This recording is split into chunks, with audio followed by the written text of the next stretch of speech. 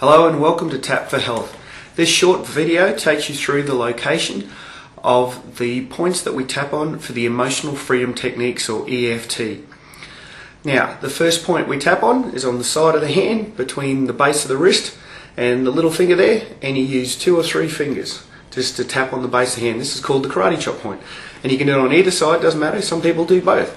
You can do it in either way you like. So that's the first point, the karate chop point. Then we use the point on the top of the head. So put your hands near your ears, come to the top of the head, and I use 2 hands, which is different from the original EFT basic recipe, but I find that we need a lot less rounds. So putting your hands on top of your head, just alternating left, right, left, right, left, right. Doesn't have to be too hard. If I can hear it echoing out of your mouth, it's too hard, alright? Just gently, same as tapping on a keyboard on a computer. The next point, if you come down to the inside of the eyebrow, so run your fingers up your nose until you hit just the inside of the eyebrows there. And again, 2 or 3 fingers, left, right, left, right, left, right.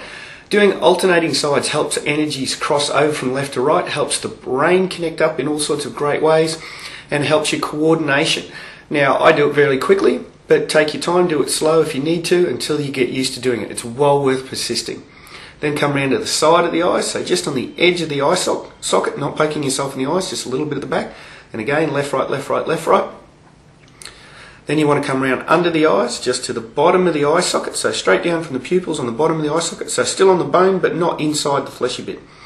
So just left, right, left, right, left, right again. Come down to the top lip, and it's about halfway between the bottom of your nose and the top lip. And I use one hand here because the point we actually need is right in the middle. If you use 2 hands, you can often miss that point. Point 1 is right in the middle there.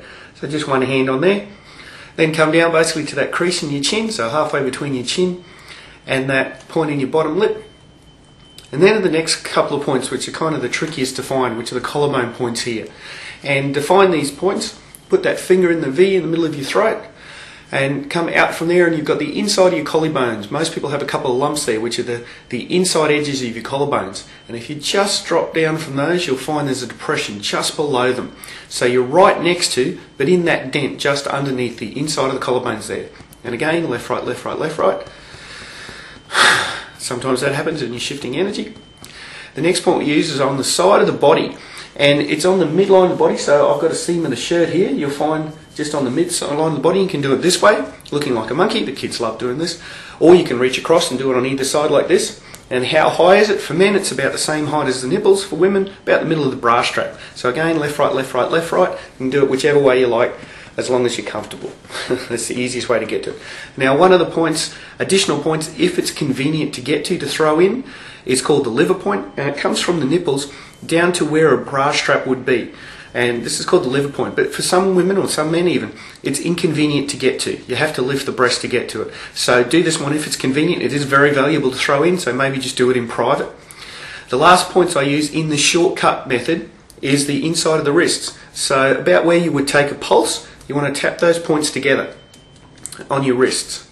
Now, this is kind of a shortcut method rather than using all the different finger points, which I'm not going to cover here.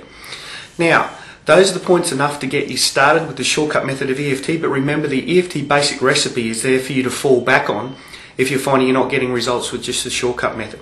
Now, why do we do it in this order? Is the order important? Not really. It's just an easy way to remember it. So you go from the top of the body down. But you can just as easily go up the body. You can jump all over this place. What's important is that whole set of points. In EFT, we don't use any one point for any particular emotion. So if you're depressed, we use that whole set of points. If you're angry, you use that whole set of points. If you're stressed, you use that whole set of points. The reason is that it takes less time to tap through that whole set of points than it does to actually figure out which one we should be tapping in. And there's an equalizing effect across your whole energy system. Some of your energy systems might be overstimulated, some might be understimulated. We're bringing the whole lot back in balance. There you go. So remember, it's not just where you tap, it's the approaches you take, the questions you're asking, what you're focused on that really makes the difference with EFT. And there's plenty more information on the Tap for Health website about how to go about doing that.